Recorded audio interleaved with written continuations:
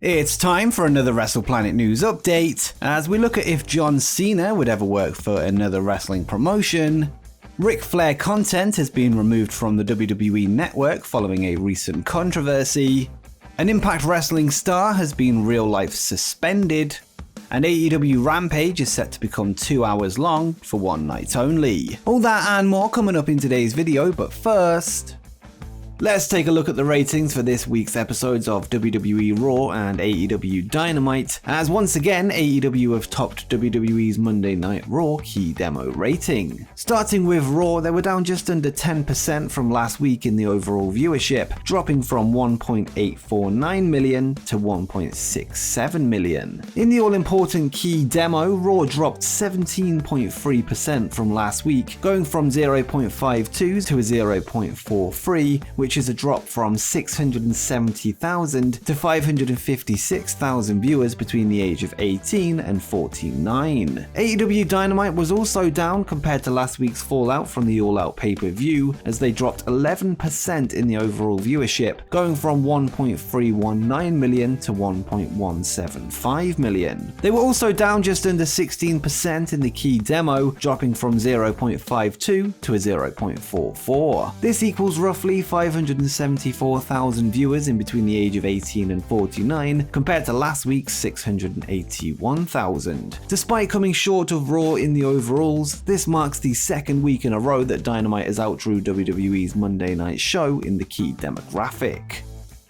Next up, let's jump across to NXT, or NXT 2.0 as it's now known, as we have an update on the Bron Breakker name situation. For those that missed it, Bronson Reich Steiner, who is the son of wrestling legend Rick Steiner and the nephew of Scott Steiner, debuted on the NXT reboot, but he was given a new ring name. WWE were set to give Bronson the name of Rex Steiner, with him set to continue the family legacy, but when he debuted on NXT this week, he showed up with the new name of Bron Breakker. There was also no mention of his father or uncle, besides a brief dog-faced gremlin reference from Vic Joseph, which is the nickname of his dad. It has now been revealed by the Wrestling Observer that WWE have banned the commentary team from mentioning his family members. There was also two other second-generation wrestlers making their NXT debuts, with Von Wagner being the son of Wayne Bloom, as well as Brooks Jensen being the son of Bull Buchanan, and neither of these two men would receive mentions of their heritage. Bron Breakker seems set for a major push on the developmental brand after convincingly defeating LA Knight to open the show, before later confronting new NXT champion Tommaso Ciampa.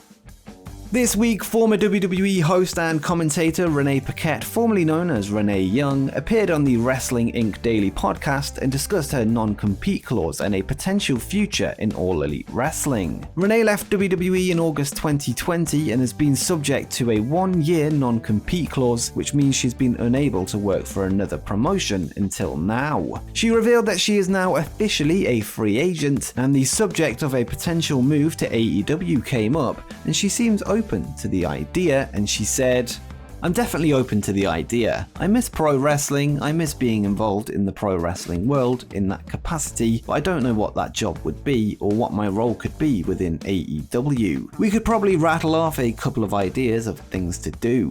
AEW is growing, their broadcasts are growing as they're adding on new shows. I think there's definitely a role. I don't know that I necessarily want to jump back onto commentary by any means, but I think doing some interviews, doing some features." She went on to say that if she were to work for AEW, she'd like to do something similar to her podcast Oral Sessions, or the Throwing Down show that she hosts on SiriusXM with former UFC star Miesha Tate, and she added, "I love doing features, I just love pro wrestling. I love all the athletes behind it, so getting to pick their brains in sort of an Oral Sessions way or Throwing Down way, to have them be part of a broadcast with AEW or something like that could be really cool."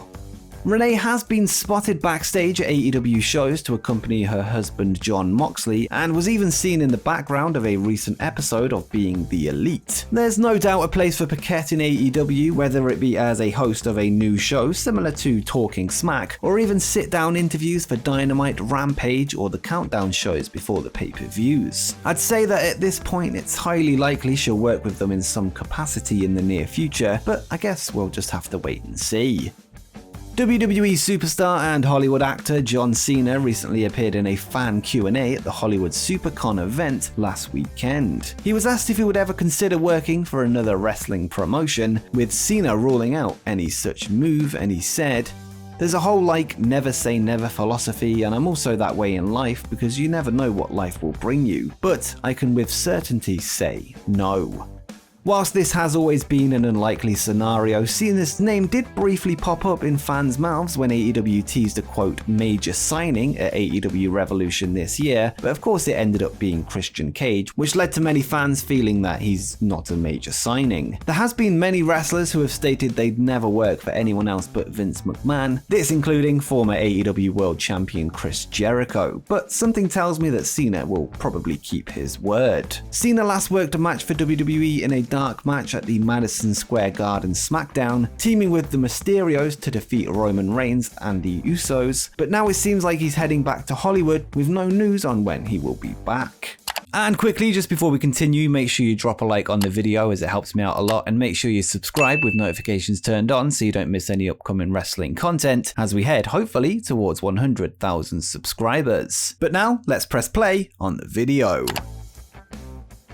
This week, the latest episode of Dark Side of the Ring aired, which covered the topic of the plane ride from hell in May of 2002. Following the incident, a lawsuit took place which saw two female flight attendants claim separate incidents of sexual harassment involving Scott Hall, Ric Flair, and Dustin Rhodes. On the show, one of the flight attendants, Heidi Doyle, would detail an incident with Flair, who allegedly exposed himself to her, forcing her against a door and forcing her to touch him. This has led to backlash towards the 16-time world champion and social media, which has resulted in an episode of WWE's Storytime being removed from the WWE network. On the show, Flair tells the story of flashing himself at flight attendants, which was then animated into a comedy skit. An ad campaign for the company Car Shield, which featured Flair, has also been paused due to the controversy. Rick was said to have been on the verge of signing for AEW in the near future, with fans assuming that a recent angle involving his son-in-law Andrade, who ended ties with his manager Chavo Guerrero, would lead to the Nature Boy stepping into the role. If this was indeed the case, it's likely that these plans will be put on hold, if not scrapped altogether.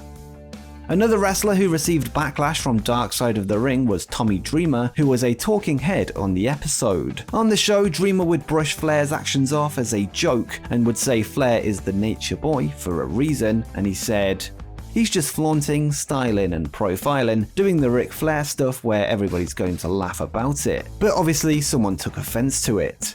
He would then compare this supposed offense to people being offended that he was wearing a ponytail, with fans feeling like he was minimalizing the accusations. Dreamer's current employer, Impact Wrestling, have taken action over his attitude towards the situation and have now suspended him as a result. Impact president Ed Nordholm is said to have sent out an email to the roster to inform them that Tommy has now been suspended indefinitely, this according to PW Insider. Nordholm stated that the company is aware of Dreamer's comments and that they were out of line with the core values of the company. Dreamer was at the Skyway Studios in Nashville for the Impact Wrestling tapings this weekend and was asked to leave immediately, and the talent were then informed that they should reach out to Impact Hall of Famer and producer Gail Kim, Executive Vice President Scott D'Amore, or Ed Nordholm should they have any questions or concerns. Dreamer returned to Impact in 2018 to work in roles on and off screen, but it seems like his time with the company could be coming to an end.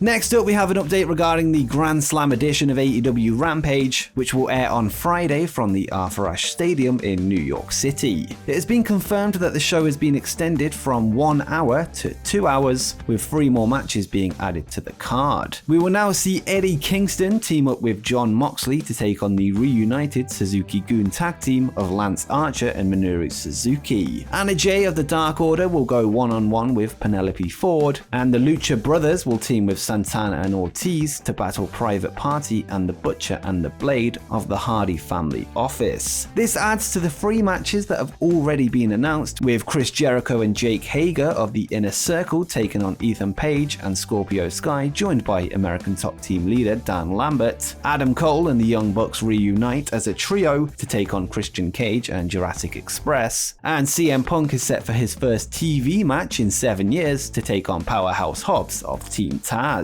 The show is set to be taped this Wednesday night, before or after AEW Dynamite Grand Slam in front of AEW's largest crowd to date. And before you go, why not check out my video where I discuss 10 wrestlers that would be perfect members of the Elite.